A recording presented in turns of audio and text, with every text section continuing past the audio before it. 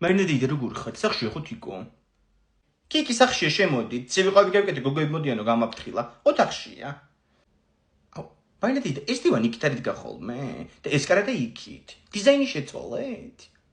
თქვენმა დაქალმა შეცვალა ეს, ხო? ამ ბოლო დროს დიზაინებზე და ეგეთ რაღაცებზე მელაპარაკება და მეც კი მომწონს, პრინციპში რაღაცნაირად სივრცე გამოჩნდა, ხო? შეიტკნით ოთახში და მოგიტან ტყავებსაც ეხლავე.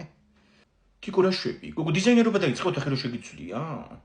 გოგო ხო იცით რომ მომწონდა ეგეთი რაღაცეები რა, ნუ ეხაც მომწონს. რამე კურსის გავლაცაც კი ვფიქრობდი, რა ინტერიერის დიზაინიან რამე.